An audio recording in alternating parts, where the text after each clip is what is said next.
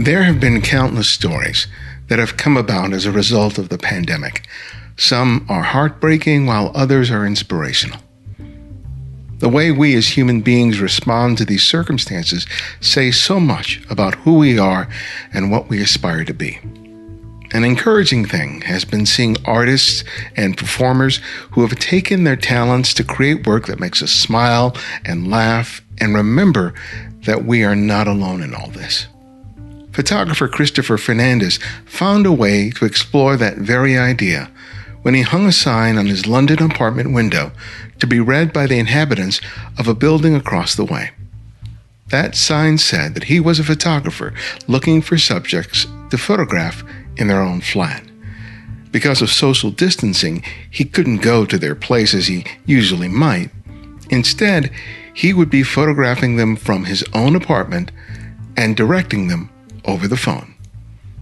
The stories and the photographs walk the line between portraiture and documentary, while also examining ideas of privacy in the modern world. If nothing else, the story of making this all happen is just fascinating.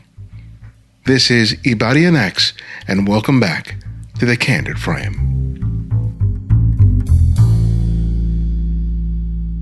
Well, there are a lot of people who are doing projects during the COVID pandemic, and some of it involves photographing strangers, but I thought that your particular story was an interesting take on it, because I know there's several people who are taking photographs of people in their neighborhood on their porch or stuff like that. But just how you initiated your project, I thought that's what really spurred my interest even more. So, and we'll talk about it, but let's start with what your sort of life, especially your work life, what was it like before all of this started? How busy were you? What exactly were you doing? I've kind of been going back and forth. I used to work in London about 4 years. Well, actually, no, now it's about 6 years now. I used to work for, I don't know if you've heard of Rankin, the fashion portrait photographer. Oh, yeah. Mm-hmm. I worked for him for about two years or so, and then I went back up to Scotland. I'm from Scotland.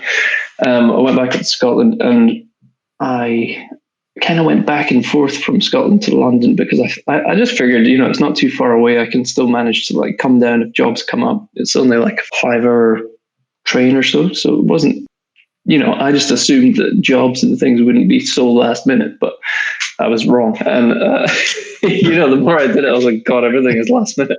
Nothing is planned. I only recently moved back last summer. So things have just been, what it's like. It's like if you build up clients and slowly, you get a bit of a flow going. So just before this happened, I was getting into a nicer flow, and everything was pretty sweet. And yeah, I had a bunch of stuff lined up, and then just as soon as this happened, everything was cancelled. But I normally do I still do the odd bit of like assisting and stuff, and I normally work as a stills photographer for commercials. So do the shots for whatever brand it might be, and then those stills will be used to like sell the whatever it was. Like the last thing I did was for a chocolate a chocolate advert. It was fine, but in a way it's kind of similar to what you were saying before. Like I love, like that's almost like the perfect job to get, because it's a brilliant mix of like, it's commercial, so it's good money, and it's also amazing because that whatever job you normally do that's paying you an okay amount, you have someone behind you, like on your ass constantly, just being, oh, can we see that? Can we see that? Blah, blah, blah. And that is great because nobody bothers at all. Because half the time you're like, they don't even remember that you're there half the time. And they just, I don't know, I think BTS stills are kind of like it's just a box to tick to like get the guy in. And BTS is behind the scenes, people who don't know. Yeah, it's weird now because they've kind of blurred the lines a little bit with that role, because they call it behind the scenes, but it's not really behind the scenes, and it's actually more like second unit. There's not a massive difference, but second unit is more important than behind the scenes. So they still say behind the scenes so they can charge less, or they can get away with hiring you for less. Yeah. But yeah, so it's fun because, I basically do documentary of these TV commercials, and, no, everybody just lets me, there's certain shots you need to get or whatever, but most of the time it's really chilled out. So I love it as an actual job. But yeah, aside from that, I do kind of everything, like little bits of fashion, still life. Yeah, most people can, it's quite a funny one, I think, because I think as a photographer, you get quite pigeonholed quite fast, depending on what you. And it's annoying because it's like, you might, advertise yourself as a portrait photographer, but you really enjoy still life or whatever. And no one's going to give you that because you show people that you take portraits. And, obviously it makes sense. But yeah, I don't know. It's frustrating because sometimes you lose out on work where people are just like, oh, you shouldn't even ask him because even though you could do it, just the same. But yeah. Well, this question. This body of work is really kind of interesting. It's kind of a departure, but it's not, right? It's kind of like a hybrid of sort of documentary and portraiture at the same time.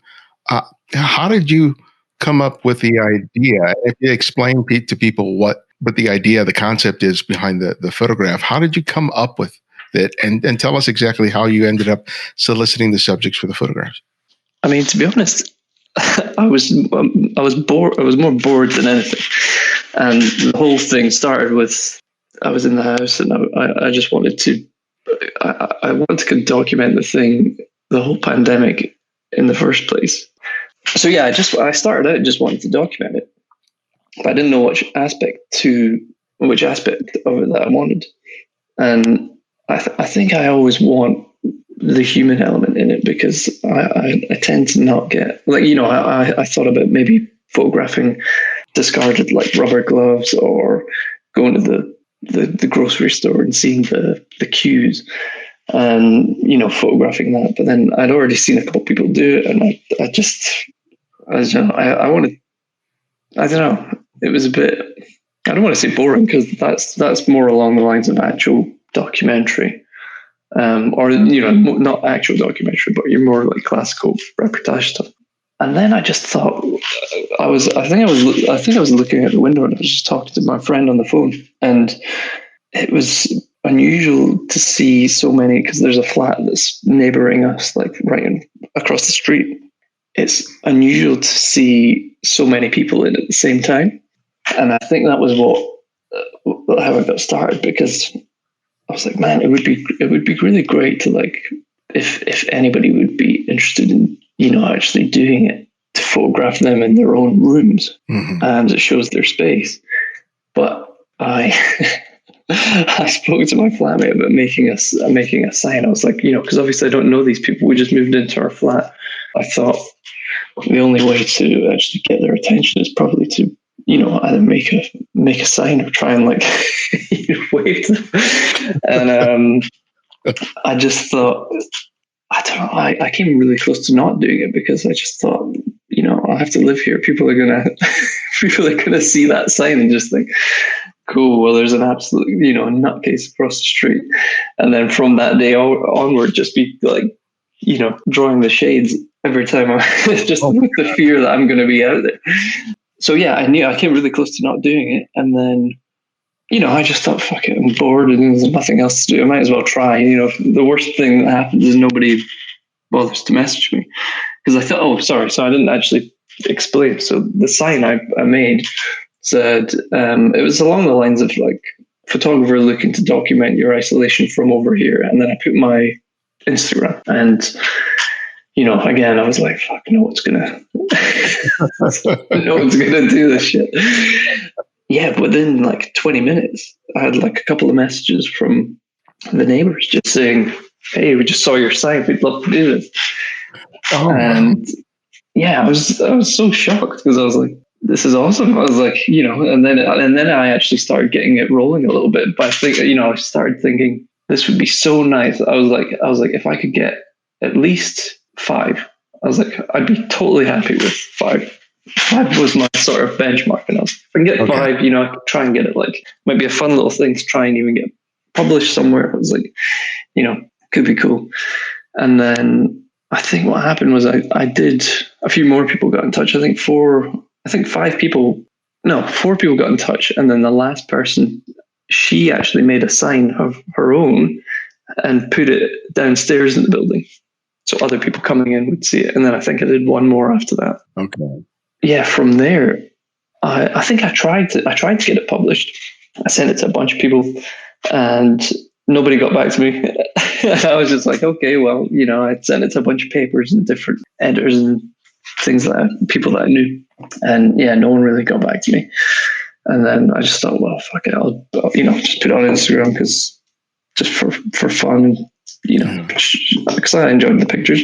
And from that, I just went a bit nuts, and then a bunch of those people who I messaged got back to me and were like, "Oh, really cool." And I was like, "Yeah." I was like, "Yeah, it's cool now." So how did you work out sort of the logistics? Because you couldn't go over there and arrange things. So you were actually you're communicating with them in terms of how to arrange them, like all that stuff. But you're still doing it from your flat. But how did you sort of dialogue with them in sort of to set up the shot in a variety of different ways?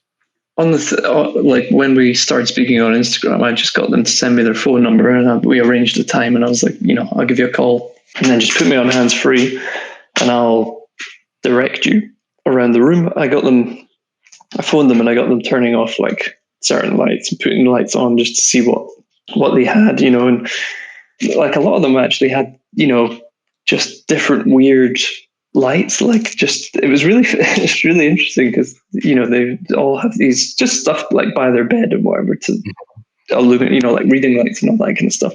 But that's the shit that I love. I love all those tiny little things that you could easily put right next to you, and it would only like do like a portion of your face or a little bit of your shirt or something.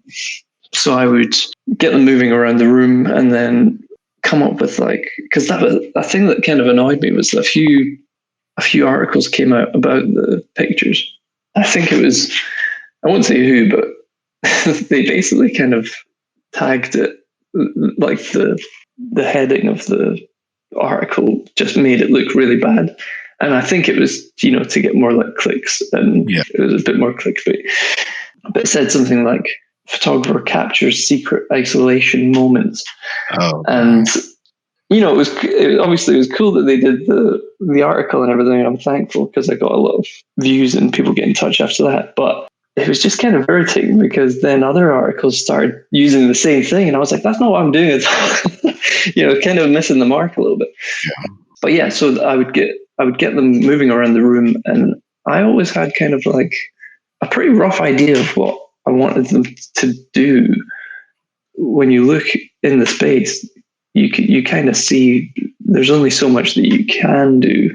There's only so much you can ask of someone as well who's taking part. Obviously some people are more willing than others to I'm not saying do anything crazy, but just like you can't be there all night going like, okay, cool, yeah, and just you do some jumping jacks now, and So, and most of them I wanted it to be I still wanted it to be, even though they were a bit staged, I still wanted them to be as natural and close to what they might be doing anyway. I wasn't going to get someone like plate spinning, or unless you did that, then cool. more plates than there. But I think the lighting was probably the most difficult part, because it's quite specific when I come to lighting something. So it was more annoying than anything, because obviously when I'm looking at something, I know exactly how I kind of want things, and you're having to. It was fun. It was more fun because it's quite a nice collaboration, because you're directing this person to do everything. You're like, cool, move that light, turn that light on, stand like this, and it's quite a lot for someone to do. But for once, I was kind of I was enjoying it because I didn't have to do much. I had to narrate it, but I was sitting there going, yeah, just move that there. But on average, how long would you spend with each subject? Probably about an average 2 hours. Wow. Okay. I think. And yes, so it was about an hour to 2 hours, but I'd spend probably about the first half an hour just chatting to them and, getting to know what they did and how they've been and, what, how their family and everything were dealing with it and what happened with their job and all that kind of stuff. And yeah, it was just quite nice to speak to someone else. In terms of what you would have them do, because there's a couple like looking at a computer, there's another guy with his shirt off leaning over something. Everything was sort of choreographed to a degree, but how did you come to decide, or how did you guys together come to decide exactly what scene would be playing out when you made the photographs? What's funny is that as soon as you start, like with this especially, because I was like, oh yeah, I still wanted to look natural and do the things that you would normally do, but when you tell someone to do that, it doesn't look natural. The moments in between where they would be, I would say, okay, let's have you, like one of the guys was really cool. And I was like, yeah, let's just have you, I really wanted a shot of someone coming out of the shower and like, when you're like, you're wearing a towel, but you're maybe drying your hair with another towel or whatever. And I had that in mind and I was like, that'd be really cool to get. And then it would be half of the shots that I set out to do, I never used because it would be the other things in the meanwhile where the guy would just be, he'd walk over to get the towel or he'd walk over to the cupboard to open the door where the towel was or whatever. And it was those, because he is being genuine, because those moments are the things that he is being like, that is how you would do that. Because as soon as you say, oh yeah, just open the door, people would, naturally you would put your hand on the door and it would just look really weird and static, unless you're actually following going through the physical act of openings or whatever it is, I think it's a really tricky thing to actually get people to do something they do all the time. Well, that's an important observation. Do you think that that's something you picked up as a result of the portraiture work that you do? Do I think I've picked it up through that? Yeah. Or do you think you picked up the sensitivity? Because some people would get so locked in with trying to get what they first conceived that they would be blind to that moment of spontaneity, which really is the image. Yeah, but no, I feel that because I used to be very much like that, and you have.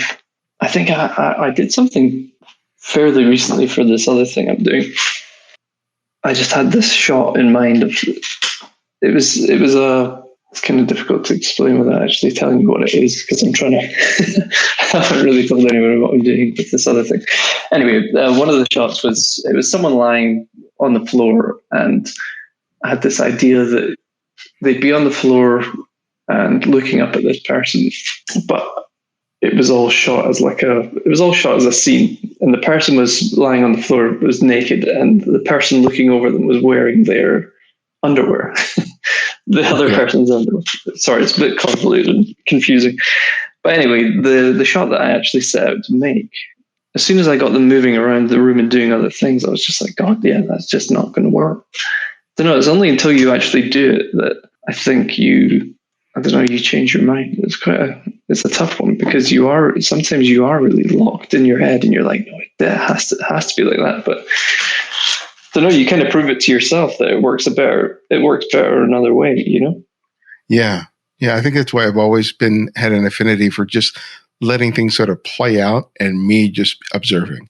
That's why I have mad respect for people who work in the studio, who are able to exert that level of control and get something that comes off as very spontaneous. I'm not that guy. Yeah, no, I've always said that. Yeah, I embrace chaos and then going fishing and seeing what I can pull out from it. That for me is the challenge and also the joy for me from that. No, 100%. Laying out the circumstances are great, right? Here's a general sense of what we're going for, and let's just see what happens. And that for me is just a lot of fun because you can make some really nice discoveries. No, totally. That's why I love location shoots because it's almost cheating in a way because you get a lot from the location, just the location that adds 50% of the picture.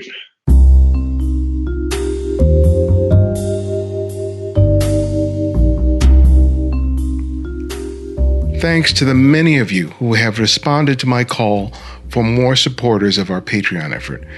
We've been so encouraged having a few more people make the decision to contribute financially to the work we do. We have set up a lofty goal for ourselves to go from 1% to 7% of listeners supporting the show financially. But I believe in the show, and I know that you do too. And if you can manage it today, please take the time to contribute as little as $5 or more a month. Join us today by visiting patreon.com/thecandidframe. Thank you so much.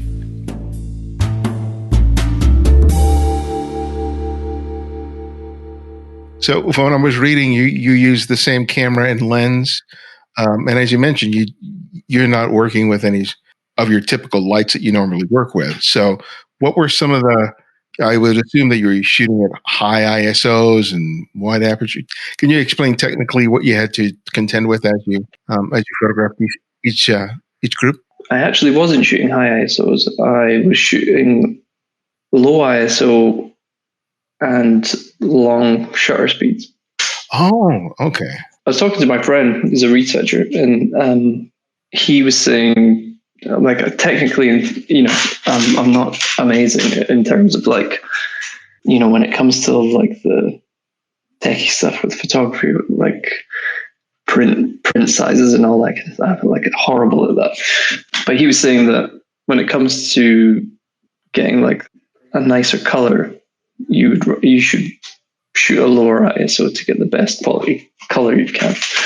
And I always thought about that, but I would shoot. I think all of them are shot.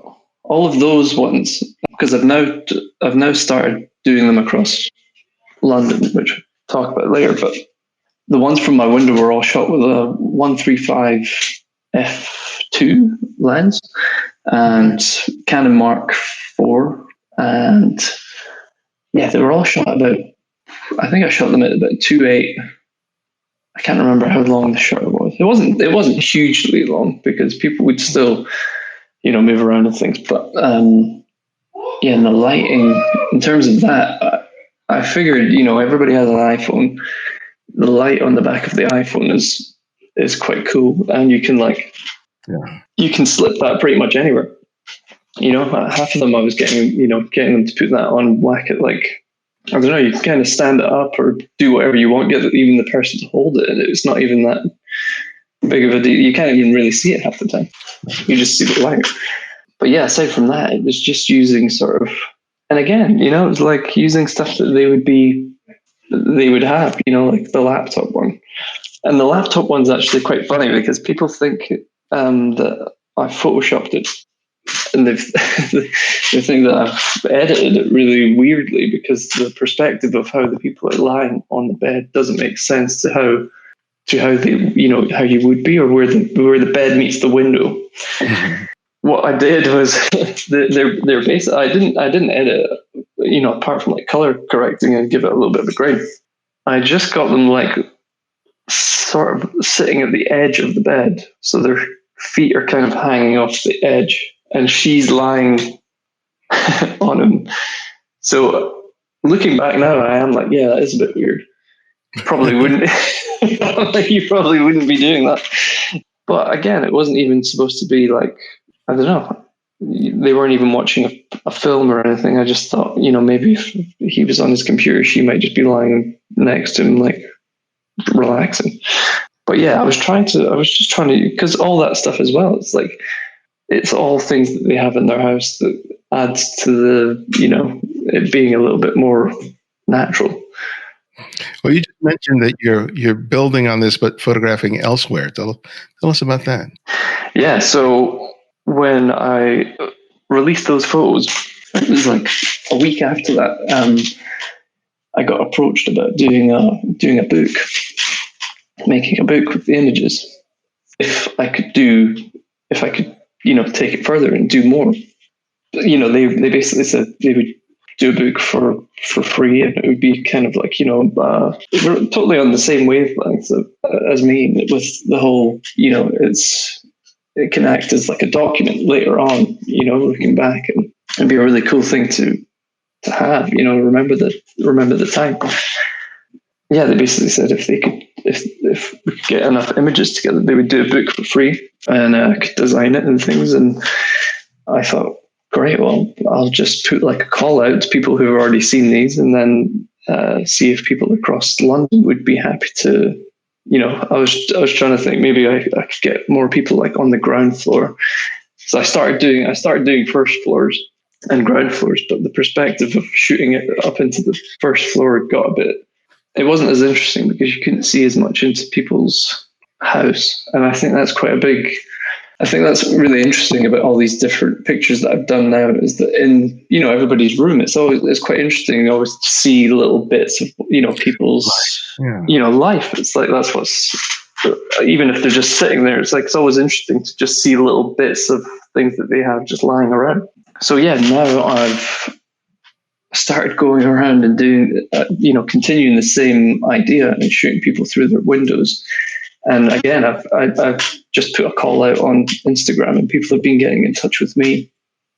And then when I meet them, I normally speak to them for a bit and just say afterwards if they know anybody who'd be interested in doing it.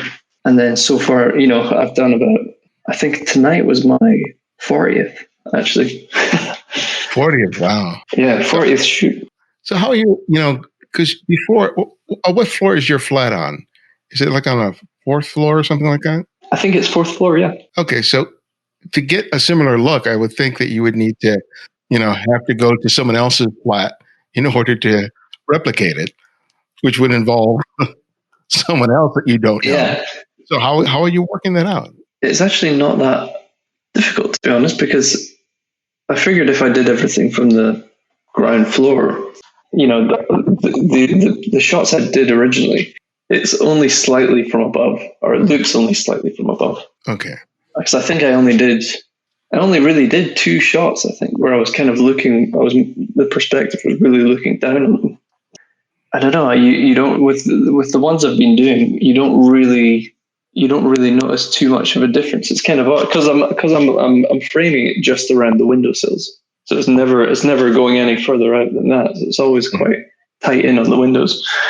So yeah, that's actually been fine as long as they live on the ground floor. The thing I was getting with the first floor was it was just getting a bit boring because there's only so much you could see. You can only see the person from like the waist up, so it was just at a roof. So yeah, I did a few, and then I just decided against it, and I just figured I needed to do only ground floor. There's a photographer whose name is eluding me, and they did something similar years ago in which they photographed their neighbors from their window without their knowledge. I forget what the name was, but they photographed the neighbors, but not revealing their faces. So really? It was an exploration of of voyeurism, and that was sort of implied with it, and it was really sort of a fascinating body of work, and especially the kerfuffle that it raised by people sort of feeling like they're how they were curious about it, but also uncomfortable at the same time. And I like how your project is sort of straddling the same concept, because this is different because you're soliciting the cooperation of the subjects.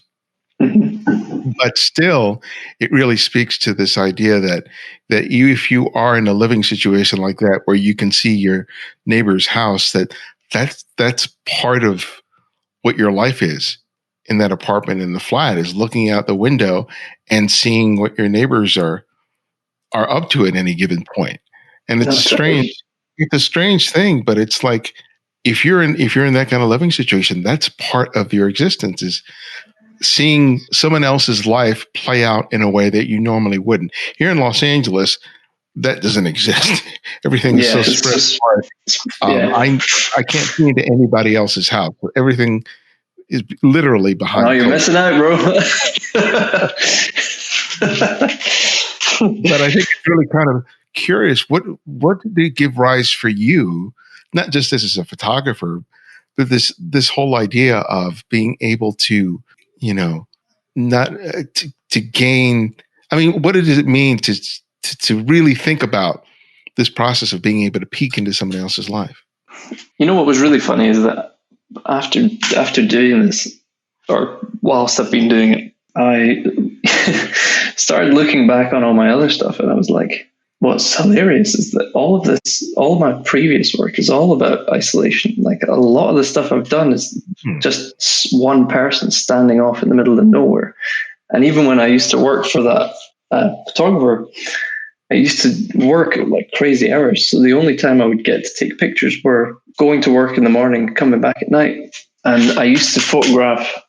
You can see it on my Instagram somewhere. I think it's on my highlights. But I kind of did a little series of pictures of just people who were in restaurants and sitting on their own, eating, and just illuminated in whichever like place that we're in. But it was always like a restaurant or kind of a bit. I don't want to say hopper because people, I think it's a great reference for it. So when this started happening, and then I was actually, making more of a thing of it, I was like, God, this is exactly what I love doing normally anyway. And now I get to actually set things up and make it look exactly how I want it. So it's like, it was kind of perfect fit. Yeah. So tell me about your time with Rankin. How did you come to work for him, and how long were you with him, and what was that experience like? It was good.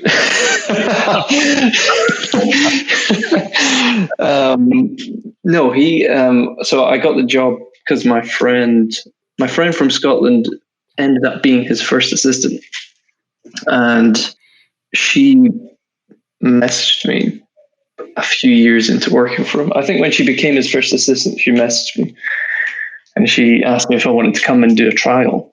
And I think at the time I was like, I was actually documenting this art gallery, and I'd kind of made commitments with the guy that I couldn't kind of get out of. And she was like, "Oh, do you want to come down and do this trial for Rankin?" And I always knew that she worked there because we kept in touch. And it always just looked really cool because he was up to photographing celebrities, and it was, in my eyes, like proper photography shoots, because the only thing I'd seen so far was like, just kind of like these weird, not weird, but just these like editorials, that you would do for like a hotel or something like that, And it was just, so in my eyes, that was kind of like, oh God, that's what photography is, like shooting these celebrities in fashion and blah, blah, blah. And then, it was funny. As soon as I started working there, it kind of went off the whole, like, fashion photography is just a thing that I don't think I'll ever, I don't think I'll ever enjoy that much. But on a whole, the experience was really good. Like he was always really nice to me. I think he had, because he likes to think of himself as quite being really Scottish. I think so. I think he always had a little bit of a soft spot for me. We always got on and stuff, and I think he was the type of person that I think if you gave him shit back, he kind of liked it, because it was like something like you get so many people that kiss his ass that when you tell him to fuck off, he actually kind of he actually kind of enjoys it. We had a laugh. And you got to tell me a bit about because your accent definitely indicates you're Scottish. Some sort of Scottishness. Got it, right? And then there's Christopher Fernandez. I'll go, okay, how, by way of what? Where does that come in? Yeah, so my mum is Scottish and my dad is Spanish. Okay. So it's not too. Oh, my granddad's Polish. That doesn't really come into things. But yeah, I'm kind of really missing Scotland at the minute. I'm just missing the openness of it. So, even though you're in the midst of the pandemic, and what are some of the things that you're doing so that once things open up again, that you can sort of get back into the grind in terms of getting out there, getting work? What are you doing now to sort of be ready for when things open up? To be honest, like there's not a lot you can really do apart from like emailing people and working on your own stuff. It's like you can't really, and emailing people, no one's really gonna people were just going to ignore you at the minute anyway. So I mean, to be honest, for what I'm doing now, it's just fully working on this project. I think that's the best thing I could do, because actually coming out with a body of work is like, I'm actually really happy with myself that I've managed to do as much as I've done already. So it's like, any more is a bonus, to be honest. And again, I'm just thankful to have something to do. Yeah, but I think that what you're doing now is one of the most perfect things you can do, is creating a personal body of work during this time that not only is interesting work, but that's just sort of a testament to your ability to come up with an idea that's challenging and to see it through. For anyone that's out there who is hiring, I think that's a big I mean, plus. I think, when that's always kind of what I would be doing, like if I wasn't working, is that constantly just working on whatever it is you enjoy, because it's kind of frustrating at times because not all people can do that. Like you can't, depending on what, depending on what kind of work you do, you can't always just make work. You can't just spend a couple hours making work. I think that's why I really enjoy portraiture, because it is something that you can do all the time. And, if you have someone willing to like be photographed, then you're cool. And I think that's why I do a lot of that in my spare time. But even that, it's like, I've made some portraits that I've done when I wasn't getting any work, that now is actually getting me some like, it's coming back in different ways. I've sent it off for a couple of different like competitions or whatever, and in this time it's like there are a bunch of competitions popping up, so it's like perfect for that too. But yeah, I mean, it's easy to get down and not do anything because you have to feel motivated and things. But I was always kind of, I don't know, I always just figured, well, you have to be, not that you have to be doing something all the time, but I always get a bit guilty when I'm not making something or trying to think about something, or how I can go about making something. Or even with this, like I started getting quite, before I actually started doing pictures, I was like, fuck, I need to do something. It's a good time to like try and not even to like, not with the idea in mind that I was like, oh, I can like try and make it into a book or anything like that. I didn't give a shit about that. It was just about, obviously you should do stuff that you want to do for you in the first place. That's the important thing.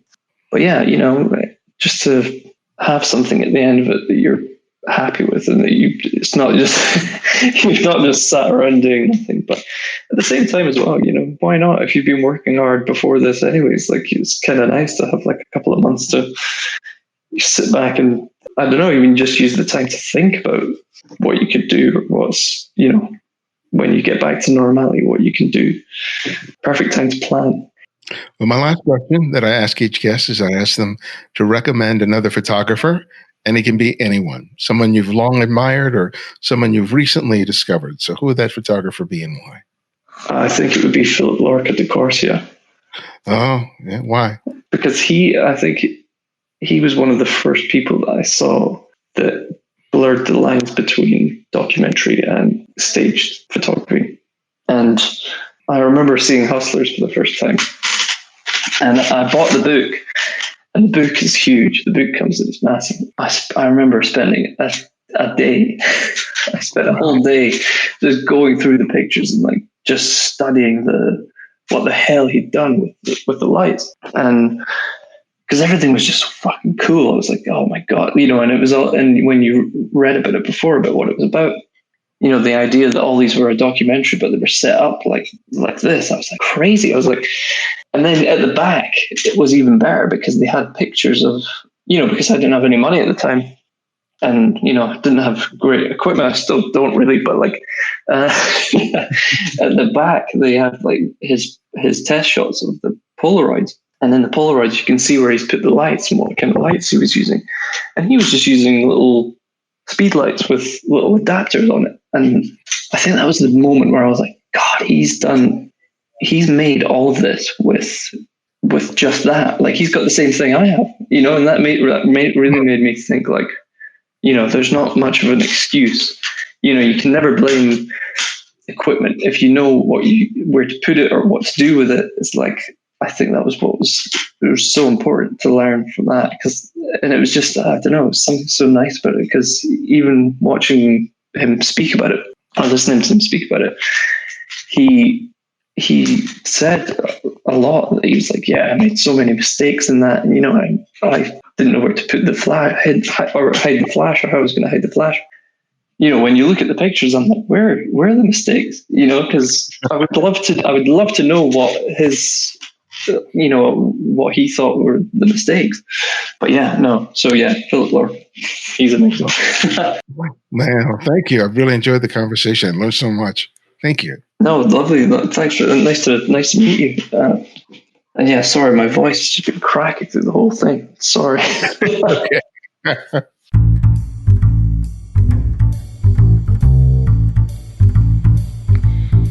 Thanks to Christopher for joining us. Find out more about him and his work by visiting ChristopherFernandez.com. And if you want a chance to win a brand new Fujifilm X100V, submit some of the images you've taken at home over the past few weeks or months to a photo contest that I'm involved with in conjunction with Fujifilm America, DxO, and Viewbug. The theme of the contest is Your World Right Now, light, shapes, and moments. And just like it says, we want to see what you've created while you've been at home. Find out more by checking out the show notes or visiting the Candid Frame website. I look forward to seeing what you've made. If you're a devoted listener and subscribe to the show, write us a review on whatever service you listen to podcasts. Those reviews have led people to take a chance on our show and allowed us to grow. Thanks to Deantes from Germany for their 5-star review. You can also subscribe to our YouTube channel and our mailing list. On the YouTube channel, I offer critiques on images submitted by TCF listeners like you, while the mailing list keeps you updated with all TCF events, including workshops and more. Sign up today. And remember, you can support the show by contributing to our Patreon effort or make a one-time or recurring donation via PayPal. Thanks to Cam Shenfield, Naja Kirkendall Jensen, Jeffrey Nisler, John Fieber, Raquel Arante, Kevin Sully, and Leva Pava Setifor for their recent contributions. Thank you so much. We also provide a series of ebooks on photography available for purchase on our website. It's my way of sharing my experience and knowledge on making great photographs and another way for you to support the show. And if you found that you can't find every episode on the show on whatever service you listen to podcasts, download the Candid Frame app, which is available for both Apple iOS and Android. And because of your generosity, it's free to download and use. No additional purchases are required. The Candid Frame's audio engineer is Martin Taylor, who you can find at theothermartintaylor.com. The show's senior producer is Cynthia Parker. And our music is from Kevin MacLeod, whose royalty-free music can be found at incompetech.com. And this is Ibarian X, and this is The Candid Frame.